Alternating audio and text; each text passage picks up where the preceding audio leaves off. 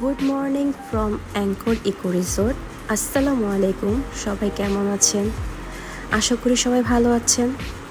খুব সকাল সকাল ঘুম থেকে উঠে পড়লাম, কারণ আজকে আমরা সারাদিন ঘুরবো, এক্সপ্লোর করব। এর জন্য নাস্তা করতে চলে আসলাম। নাস্তা করতে এসে দেখলাম এত সুন্দর ভিউ দেখতে দেখতে নাস্তা করতে কার না ভালো লাগে।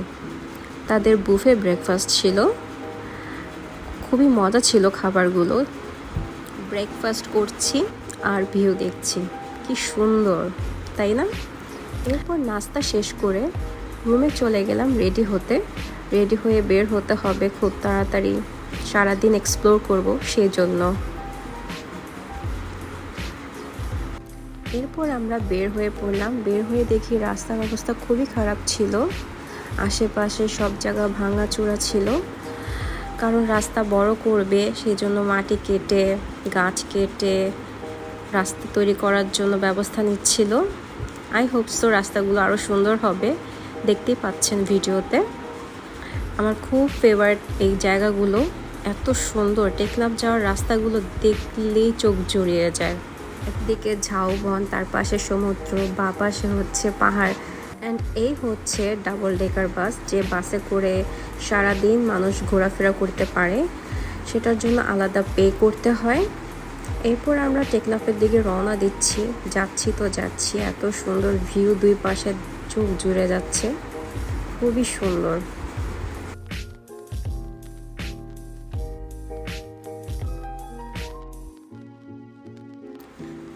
এরপর যাবার পথে একটা সাম্পানের বিচ দেখলাম, এত সুন্দর ছিল। এখানে ভিডিও ছবি না তুললেই নয়। আমি তো নেমে পড়লাম ছবি তোলার জন্য, ভিডিও করার জন্য, খুবই সুন্দর। এরপর আবার রওনা করলাম, সামনে যাব, দেখি কি দেখা যায়। কারণ হয়তোবা টেকনাফ পর্যন্ত পৌঁছাতে পারবো না শেষ পর্যন্ত, কারণ অলরেডি 2টা বেজে গেছে, সবার খুব ক্ষুধা লেগে গেছে। তারপর যাচ্ছি, দেখি কি হয়। যত সামনে যাচ্ছি ততই ভিউ আর ভিউ, চোখ তো নড়ছেই না। এরপর হ্যামক দেখলাম, বললাম যে চলো এখানে ছবি তুলি। অ্যান্ড সামনে একটা সুন্দর বিচ ছিল, দেখার মতো, কোরাল দিয়ে ভরা। আমি একটু দোল খেয়ে নিলাম।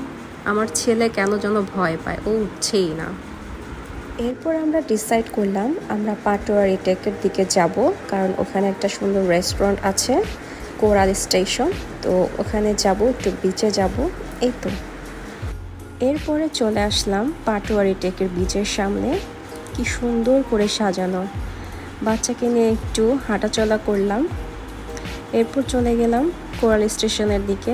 পেছনের দিকের view just amazing, C view and ওনাদের যে অ্যাস্থেটিক ক্রিয়েশন, খুবই সুন্দর লাগছিল। কোরাল স্টেশনের খাবারগুলো খুবই মজার, যেমন ভিউ তেমন খাবার। তো খাবারগুলো অর্ডার করে নিয়ে এলাম। এরপরে আমি কিডস জোনের ভিতরে গিয়ে নিজেই কিডস হয়ে গিয়েছি। আমি গিয়ে দোল খাচ্ছি। দোলনা দেখলে আমি বাচ্চা হয়ে যাই। এরপরে চলে আসলো আমাদের ফুড। আমি তো তড়বড় করে উঠে গিয়ে আমি খাওয়া শুরু করে দিয়েছি। দেখতেই পাচ্ছেন আমি কিভাবে খাচ্ছি। খাবার দেখলে তোমার মাথা ঠিক থাকে না। আমি কিছুটা সিক থাকার কারণে আমার ফেস এত ফোলা লাগছিল, দেখতেই পাচ্ছেন যে আমার কি অবস্থা, খুব মোটা মোটা লাগছিল। বাই দ্য ওয়ে, খাবারগুলো খুব মজা, খুবই টেস্টি ছিল। আমি সবসময় এখানে রিকমেন্ড করব সবাইকে, গিয়ে একবার হলেও খাবেন। এই হচ্ছে আমাদের খাবারের রিভিউ। তাদের খাবার দেখতে যতটা সুন্দর ততটা মজা, এত মজা কি বলবো। অবশ্যই যাবেন, মানে খাবার খাবেন, খুবই ফ্রেশ ফুড।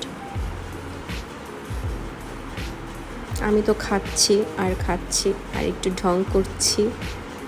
স্কুইড আমার খুব পছন্দের, ম্যাশ পটেটো দিয়ে খেতে আরও ভালো লাগতেছিল।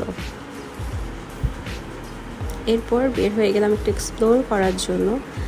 বাট আশেপাশে টিস্যু এমনভাবে ছিঁড়ে রেখেছে সবাই, আসলে এভাবে নোংরা করা উচিত না। যেহেতু একটা রেস্টুরেন্ট হোক, একটা পর্যটক এরিয়া হোক, সবার একটু ক্লিনভাবে রাখা উচিত।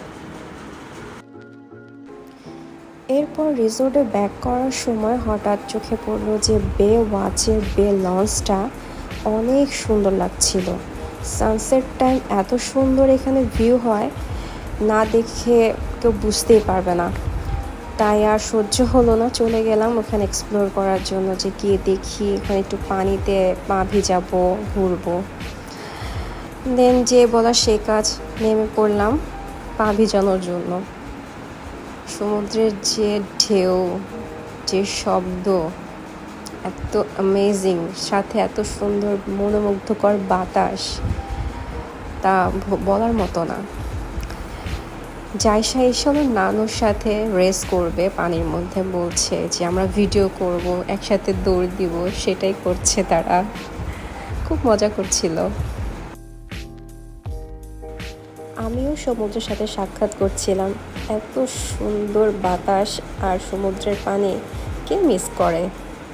দেন চেঞ্জ করে চলে আসি বে লঞ্চে ডিনার করার জন্য। যেহেতু দুপুরে ভারী খাবার খেয়ে ফেলেছিলাম, সেজন্য রাতে একটু লাইট খাবো ভেবে আমরা অর্ডার করেছিলাম বারবিকিউ চিকেন অ্যান্ড পরাটা, নান, বাচ্চাদের জন্য রাইস অ্যান্ড আমার জন্য স্কুইড। কিন্তু খাবার খুব বেশি মজা ছিল না, অ্যাভারেজ ছিল, বাট ভিউ ছিল অনেক সুন্দর।